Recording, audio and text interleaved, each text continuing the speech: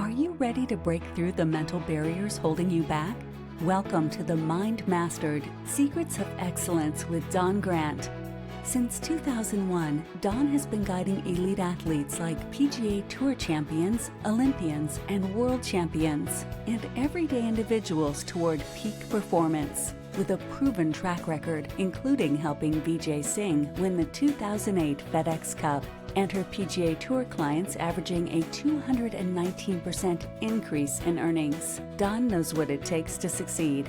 She's the inventor of the Mind Mastered app, author of 7 Strokes in 7 Days, a sought-after speaker worldwide, and the proud owner of Amelia Shotgun Sports in Northeast Florida. Join us as we dive into powerful strategies, inspiring interviews, and Dawn's unique insights to help you excel in every area of your life, sports, career, relationships, and beyond. And now, here's your host, Don Grant.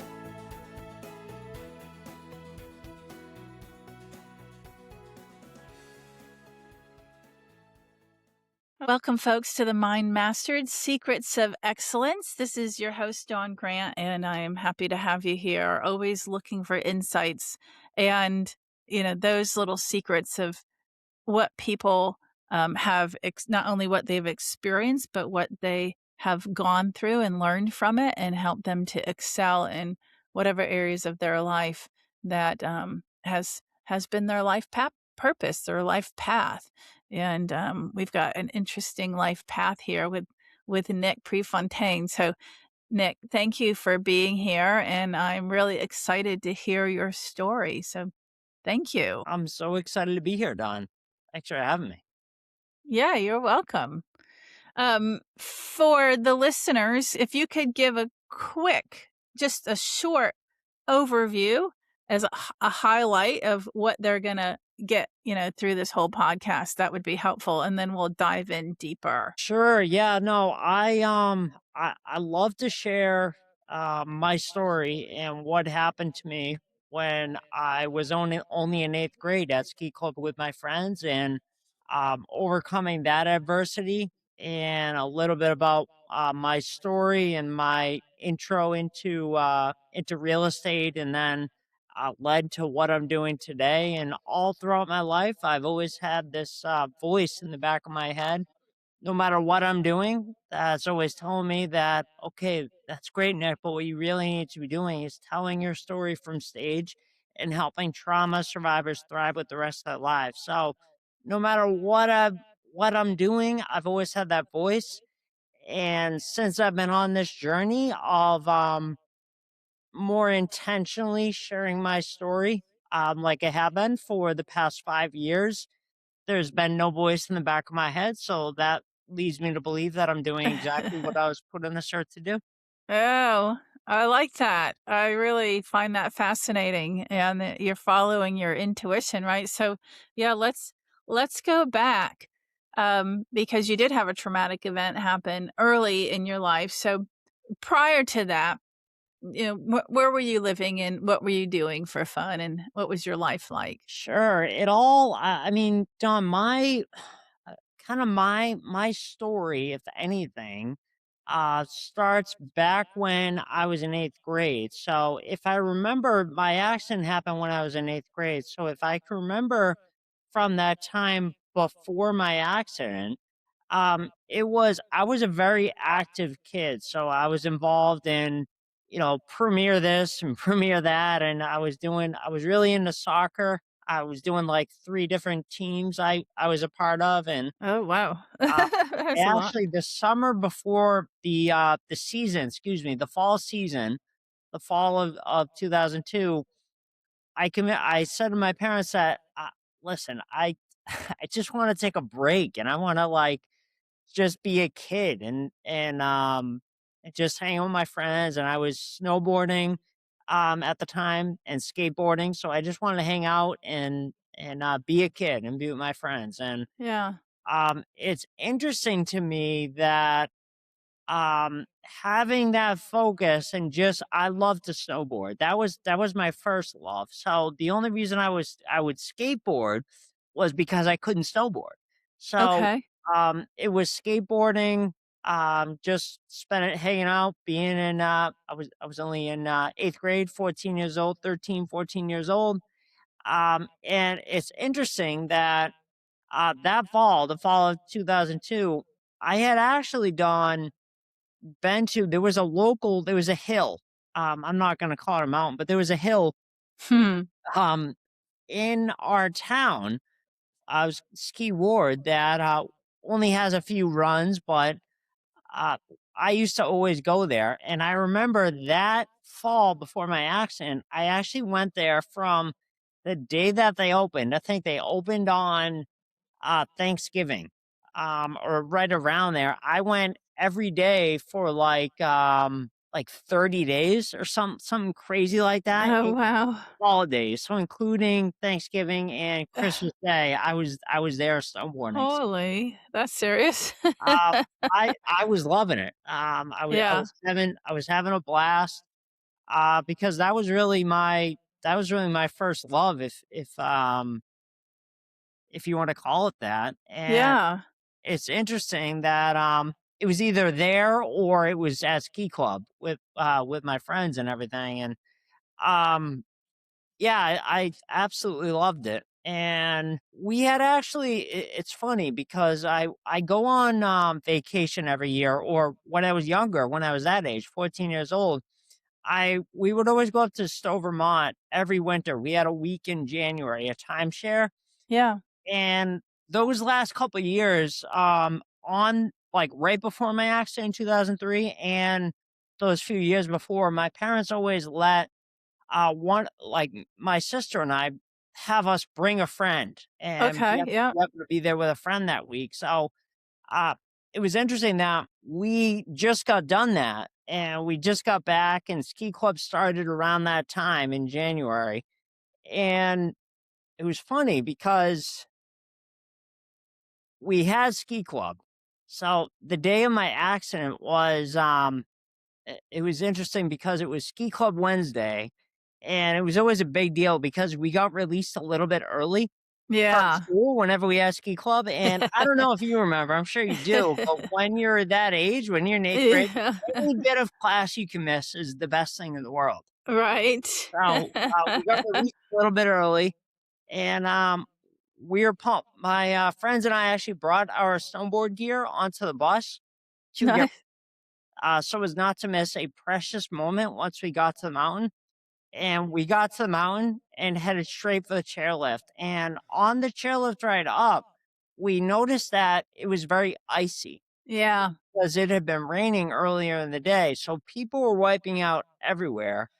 And needless to say, we weren't like inexperienced. We knew what we were doing. So that wasn't slowing us down. Right, I got you. Yeah. So and where the chairlift went over, was actually right over the terrain park where all of the jumps were, like the jumps and the rails and the half pipe and everything. Yeah.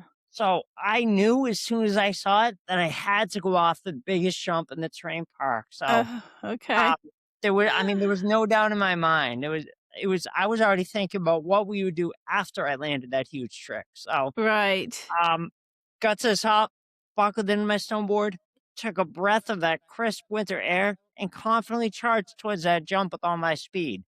And going up to the jump, I caught the edge of my snowboard, which threw me off balance, and that's the last thing that I remember. Oh, wow. So they wanted to bring a helicopter to the mountain to rush me to the hospital.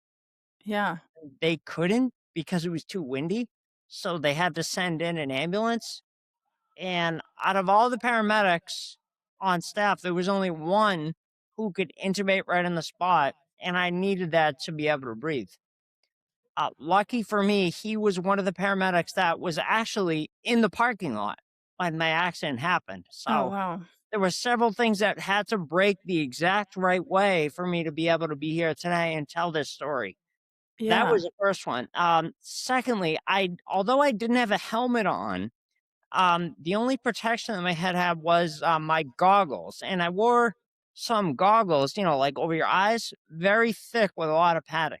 Right. So, not only did they brace my impact, but as I continued to roll down the mountain and continued to hit my head, the Oh gosh. doctors, experts, eyewitness account said that not only did they brace my fall, but as I continued to roll down the mountain, the goggles moved with each impact to cushion each blow between my head and the ice. Oh geez. And the third thing that I think is probably the most important is that my parents were there to kind of play interference, if you will, and protect me from the negative information, the not so good news, not so good news, not so good news, as I'm Mhm. sure you can imagine, because doctors, liability right wise, they're not doing anything malicious, but liability wise, they can't paint a rosy picture. Mm. Well, they went into my room, when I was in a coma, I was out. What they figured, "Oh, he's out, he can't hear me." So Yeah. they went to share the news in front of me, and my mom stopped them, and she said, "No, no, not in front of him," because she Nice. understood that even though I was in a coma, I was still taking in information. Yes. Good So for her. she made the doctors step outside the room, and then once they were there, that's when they shared that I probably wasn't going to be able to walk, talk, or eat on my own ever again. And Yeah. even if I came out of the coma, there was a good chance that I would need 24-hour care for the rest of my life. And my parents didn't accept this like so many patients do as a death sentence. So they took the information, thanked the doctors, and allowed me to treat it like any other situation. This was really no different in their mind to any other challenge that I had faced up to this point in my life. So Right. I really, Don, didn't see the difference. So as soon as I was aware of my surroundings and the work that was left in front of me, I treated it like any other situation. Um, Right.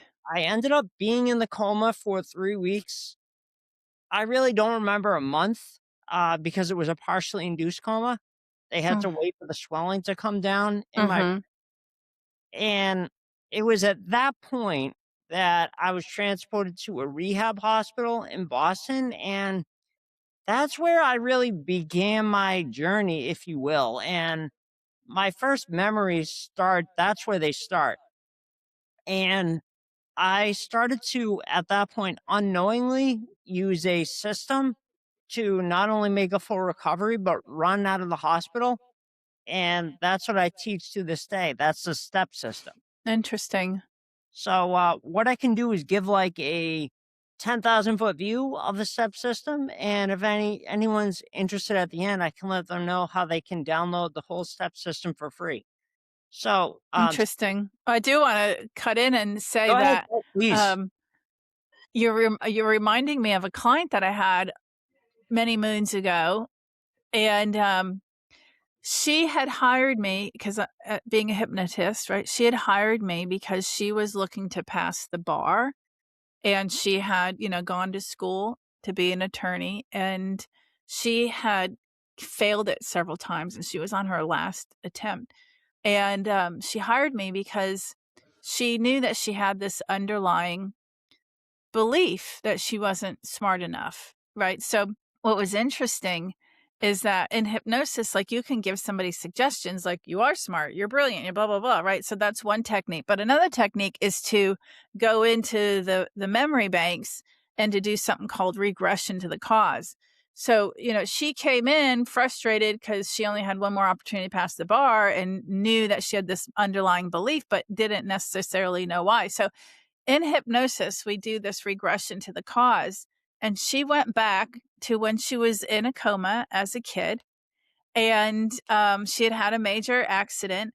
And the doctor in the room, she could remember him saying she won't be able to do much more than flip burgers at McDonald's. And she was able to give detail of her, her mother and the doctor all at the foot of the bed. And while she was in that coma state, and that had basically got in her head, right? But she remembered that she didn't just remember that in hypnosis. She remembered that after, and she had already told her mother that she had heard it, but it was still haunting her basically, like that belief in there. But that's some proof that your mother was onto something. Um, Yeah, because it's not like your hearing shuts down, right? You can still hear, and, that stuff you've still got, like, a program running. It's like a computer running in the background, like, that program's still running, that system is still functioning, that's what's considered being alive, you know? And, yeah, so good for her knowing how that could have impacted you and making sure that they didn't do it. Um, yeah, Yeah, it was definitely important, very important to my it's a big piece of my story, so, um, yeah, after I was transported on to the, rehab hospital, I started to unknowingly use this, STEP system, and yeah, STEP is an acronym, it stands for support, so, support make sure that you have the support of your family and friends right from the beginning, and this is going to have you falling back on relationships that you built prior to your setback. mhm. T is trust. So trust that once you take your first step, your next step's always going to be available to you. Hmm. This also starts, and you and I were talking a little bit before we jumped in here about this. Mhm. This Mhm. also starts with listening to that voice that Mm. that we all have inside of ourselves, and making sure you follow it. So, after I was transported to the rehab hospital, I can remember this is even before I could talk. I can remember overhearing my parents, and they were talking with my team of doctors and therapists, and they were saying, "Oh," Yeah. they were saying, "Okay, what do we need to do to make sure Nick makes full recovery?" I heard in the back of my head, "You're going to run out of the hospital." So then running out of the hospital became our common goal. So E is energy. Maintaining your energy allows your body's natural ability to be able to heal itself. And Yeah. medication has the potential um, done to get in the way of that. So Mhm. unless it's absolutely critical to um, unless it was absolutely critical to my survival, my parents opted not to have me on any medicine. So a month after after my accident, when I was transported to the rehab hospital, my parents needed to get me off of the medication. So uh, the way that I always store the story, if you will, that illustrates this point is after I was transported to the rehab hospital, I still wasn't cleared to walk yet on my own. Yeah. So I would have to have, and I would always have my dad or an uncle or a grandfather stay with me at night. Mm. And then I got up, and this particular time, my grandfather was there with me.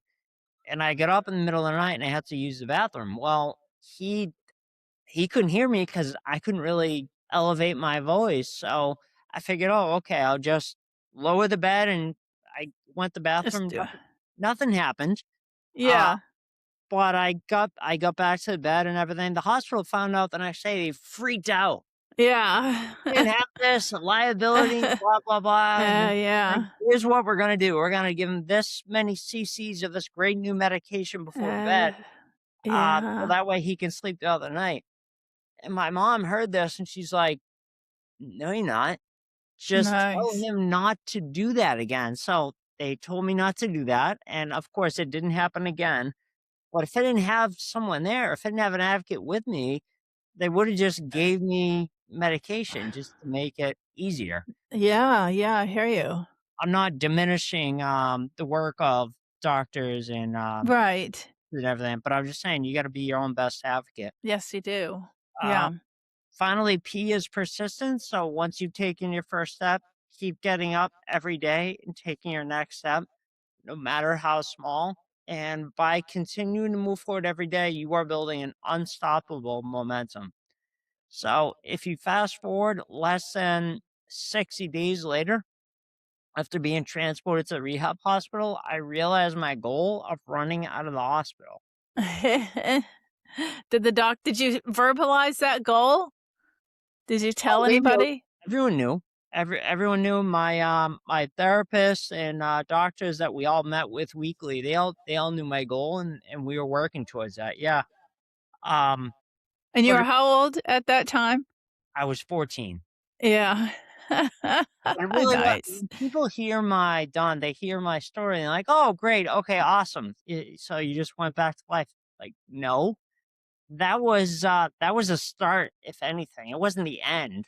Right. I had to continue to go to outpatient therapy for another 6 months for those same three things: the physical, occupational, and speech therapy, along with being tutored all summer long in order to continue on to high school with the rest of my What classmates. were the injuries? Do you remember what the actual injuries were so that they were telling you that you wouldn't be able to walk and eat and all that? What was it? Brain injury or were, do you have broken body parts or what was Someone called me. I don't know if the word "call me out" on it or the phrase "call me out" on it is appropriate, but they said, did, similar to what you just asked me, what were the injuries? What happened? And I said, just a traumatic. I said, oh no, just a traumatic brain injury. And they said, just a traumatic brain injury. So I drank a lot of milk. I used to love cereal. I still do love cereal, but the reason I say that is I didn't break a bone with the accident. That is incredible. 'Cause you did say your board hit, I guess, on the corner and caused you to flip, but you rolled a while. Like, how far did you go down that hill? And you kept hitting your head, but Yeah, I nothing don't broke. know how long it was, but it wasn't like I just hit and then that was it. It was continue to hit and roll down the mountain. Yeah. Wow. Yeah. Yeah. So, no broken bones, but traumatic brain injury. So there's swelling and damage, and they thought at that point that that was permanent and you were not gonna be able to function very well, Mhm. and that would be permanent brain damage. Yeah, interesting. So at the point where you set your mind to, "I'm gonna run out of this hospital," um, were you already starting to see some progress, or were you still being told, like, "This ain't happening"? Okay, this is a really important point. So I was never told that that they thought I wouldn't be able to walk, talk, or eat again. So I didn't know. I didn't know the difference. So Yeah, um I just got up every day and did the best I could, and that's where really the step system came from. It wasn't like while I was going through it I was like, oh, this is the S of the step system. right. It took me until 4.5 years ago to when I was working with my mentor one on one to, and I'll get to that in my story, which she pulled the step system out of me. So uh Interesting.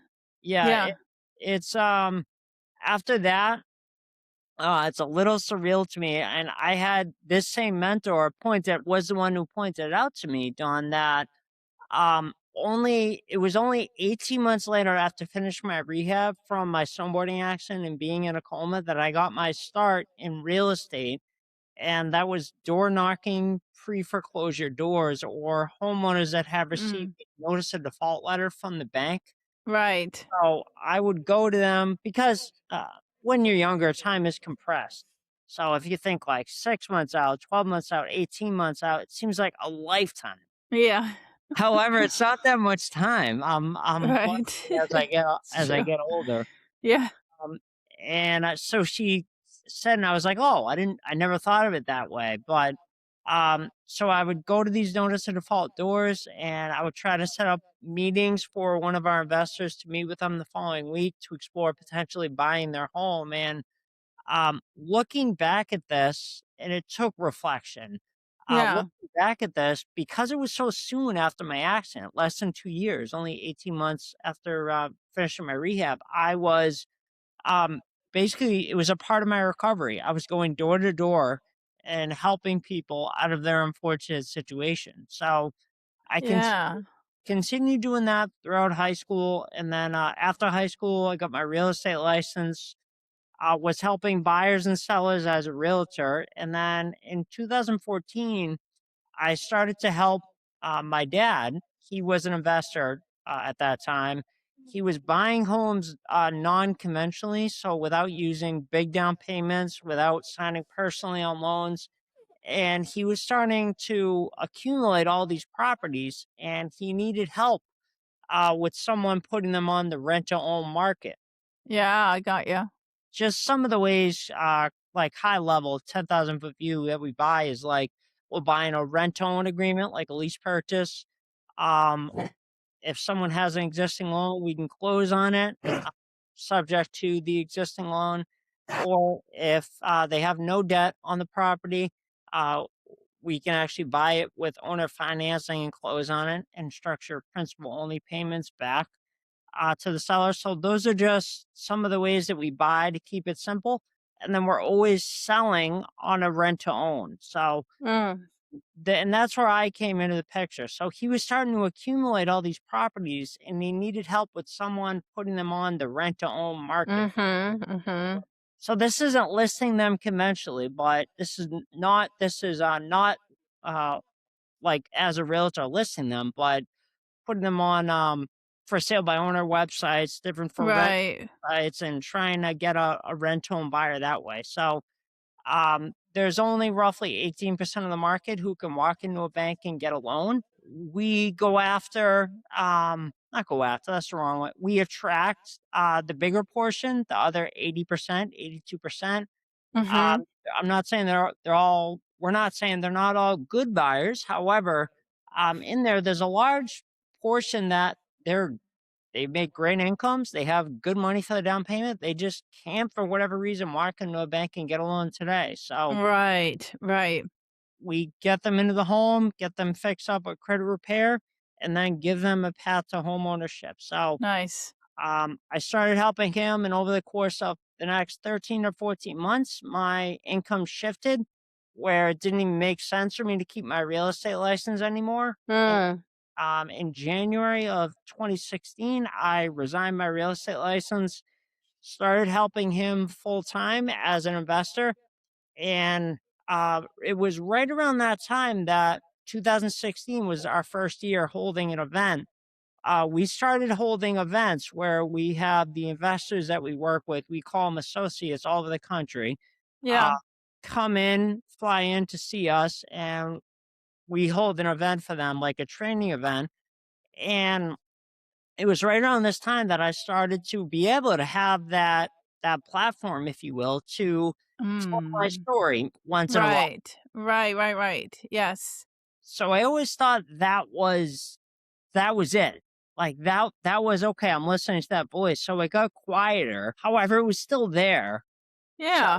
I thought Yeah. I thought I was listening to it, but um, I mean, not really. It took until 2019, someone hearing me share my story, Sharon Spano, she approached me after hearing me, complimented me on my talk and my story, and said if I was ever looking to fine tune my message, Don, and bring it to Oh. another level, uh, Yeah.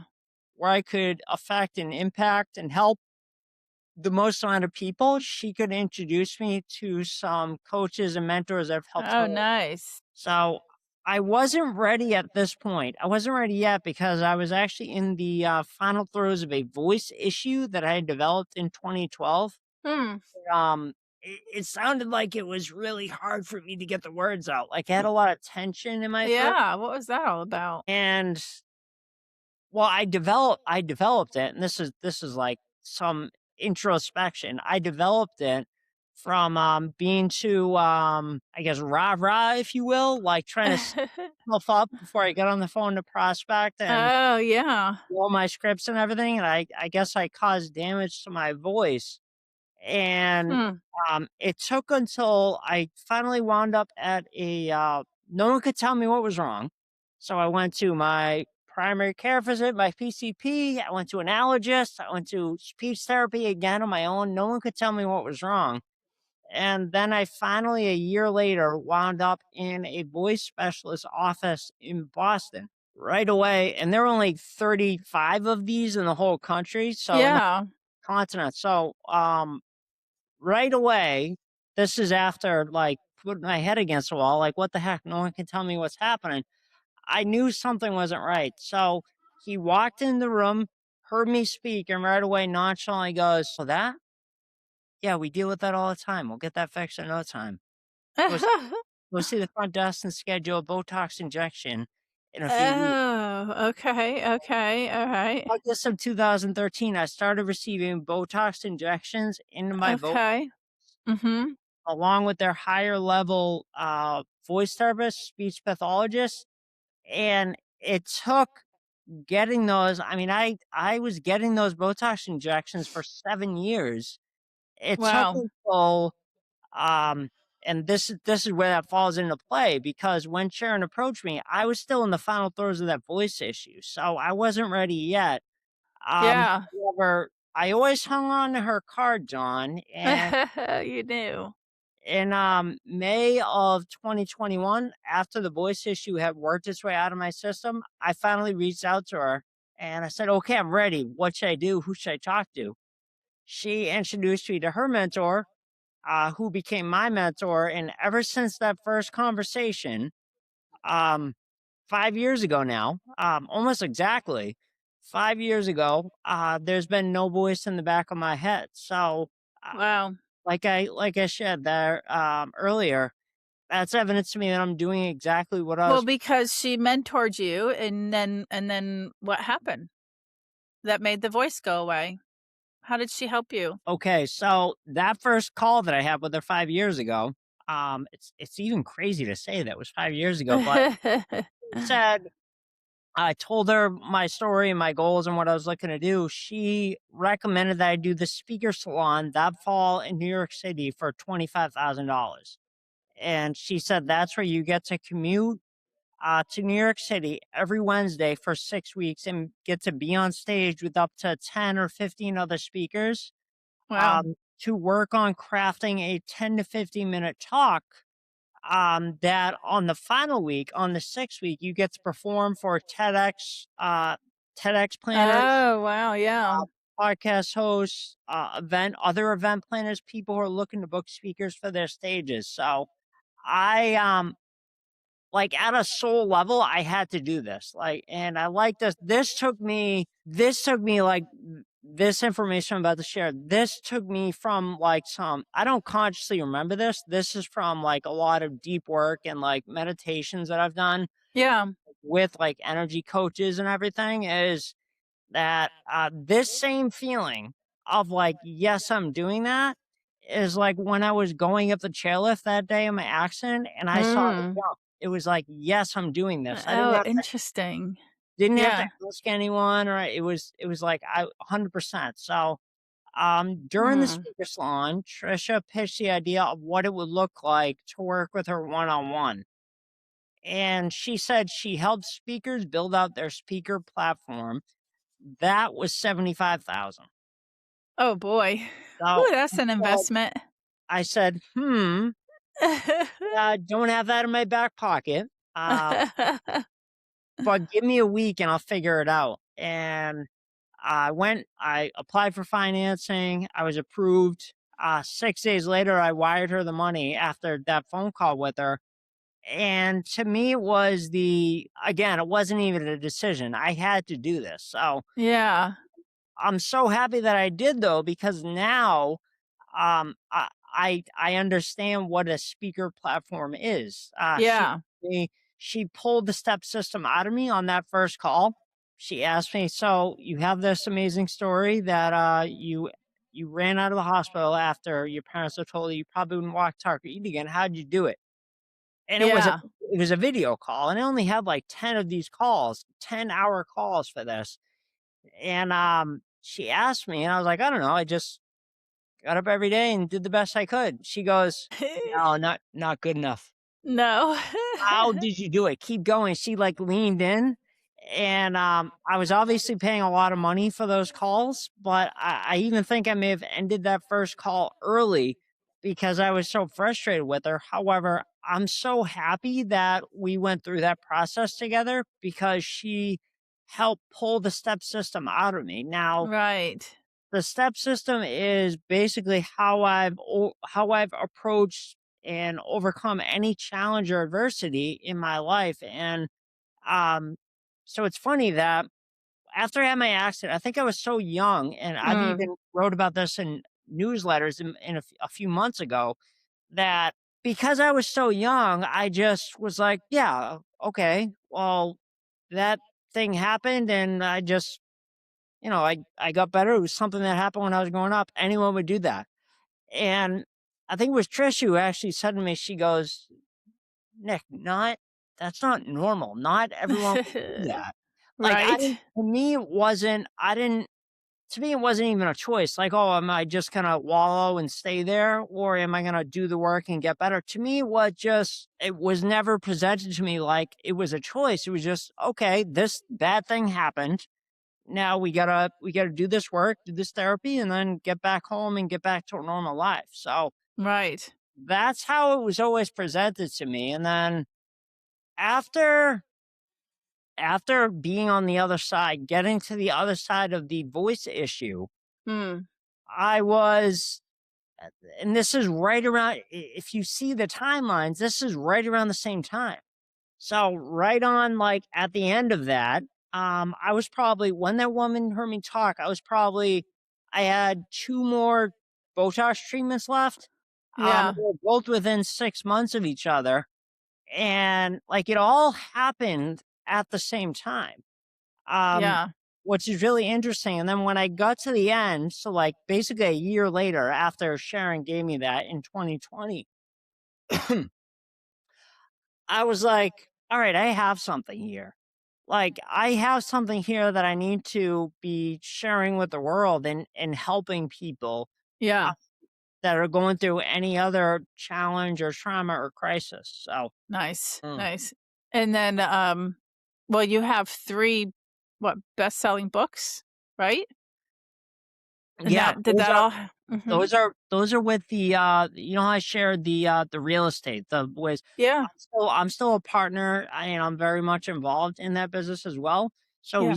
buy and sell homes creatively, on terms is what we like to call it, without using any of our credit or money or big investor down payments or anything, and sell them on rent to own. So I'm still very much involved in that business. And the three best selling book that I'm a part of, that I'm an author on, they're all real estate related. I Uh, got you.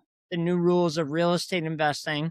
Um, 24 leading experts share their niche, what they think theirs is the best, obviously, but Right. and we're biased.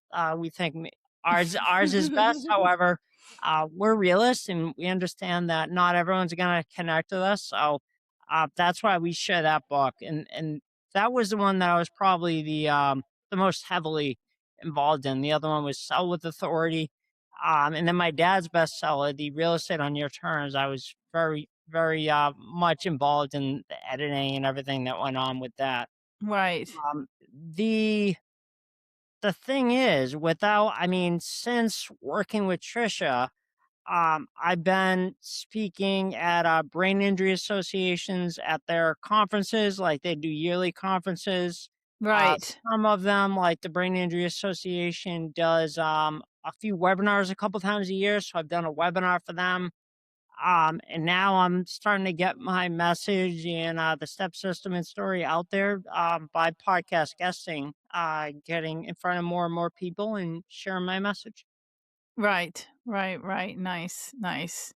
Well, sounds like you've got a great journey that you've been on, and, go ahead. I know you gave a little summary of the acronym, the STEP. Um, you had mentioned earlier that you would get into that a little bit and then tell people how they can access it. Yeah, So that's a great point for that. So, the what we went over is really only like a 10,000-foot view of the step system. So yeah. if you go to my website, nickprefontaine.com/step, you can download the entire step system for free today. And this is especially important if you're out there and you're going through a life crisis, Mm. challenge, a trauma, or even it's just business wise, you're going through a hard time in your business.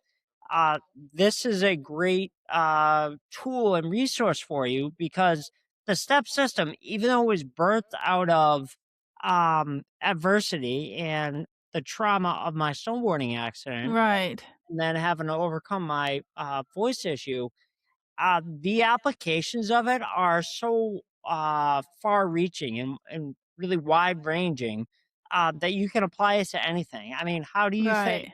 how do you think I started this business Common Goal? It was a step system, making sure I was doing a little bit of something every day that was going to continue to move the ball forward. So uh, you really you really can apply it to anything. So Right. um, I mean, it's a part of who I am. It's a part of my story, the real estate portion.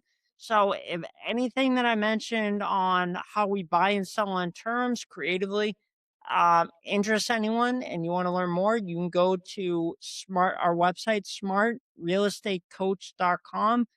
smartrealestatecoach.com/masters class, and you can get registered, excuse me, for a free master's class that's going to teach you all about how we buy and sell on terms. And if by the end you determine that it is a good fit for you and you want to learn more, uh, you can take that first step. Nice. Nice. What would be, based on your journey and your experience, what would be one piece of wisdom, insight that you'd want to pass on to people? What's one of the secrets of excellence? What's a little tidbit? A great question. I would say we all, no matter what we're going through, now it can be a accident, trauma, crisis. It can even be growing your business. Um, Taking that next step and growing your business is we all have an idea. We all have an idea in our heads, and we know, um, maybe intuitively and maybe even not intuitively, but we know what we should be doing, Mm, what's going to improve our situation. So my thing is just take a step towards that, and it doesn't have to be a big step. It can even be a baby step, yeah. because once you even take that baby step, your next step's always going to be available to you. However, I see so many people, they don't make progress because they get stuck and they don't do anything because they want to know all the facts and all the information Right? 25 steps in the future. Right. There's no reason for that. Just take a baby step towards the direction that you know you should be going, and then your next step's always going to be available to you. Nice. I love that. I can see that in my own life for sure, and I can see that in clients' lives, and it's one step at a time, right? And the 12 step, it's called one day at a time. It's the same concept. Take it little bite-sized pieces instead of the whole thing. So awesome. I do want to tell listeners that I have some free goodies and opt-ins if you for any of my three businesses. You can just go to dongrant.com/free. I do have online courses and free web classes as well. Um, this has been really fascinating, and I'm glad that the voice I found wait, oh, wait, you found your voice and turned off the voice. You have a lot going on with voices. There's Yeah. so many, yeah, and it even took me years, like just recently, that I was like, oh, I kind of like this whole voice thing was because I wasn't sharing my story. Yeah. Yeah. Because I was just trying to be like business focused of work, and real estate and sales and everything. Because I wasn't sharing my story, Yeah. uh, I had a voice issue, and Yeah. I don't know if you're into the chakras. That's like Yeah. communication. For sure. Yeah. Well, I had a voice issue, and then once that worked its way out, then I was able to step into my purpose, which is what I'm doing today, which is Nice. sharing my story more and more and helping people get through whatever they're going through and be able to thrive Perfect. with the rest of their lives. I love that. And what inspiration and hope that you're offering to people. So thank you for sharing your story, Nick, and the insight and the free stuff. If they go to the website that you had mentioned and your step program, sounds like you're really impacting people's lives for the positive. So thank you for sharing it all. Thank you for having me. This has been fun. Perfect. Thank you.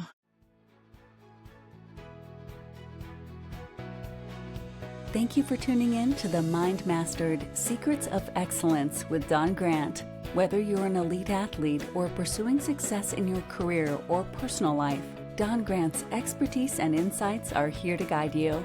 Don't forget to visit dongrant.com/free to grab your exclusive free resources, hypnosis audios, mental training tools, and even a golf cart at her club.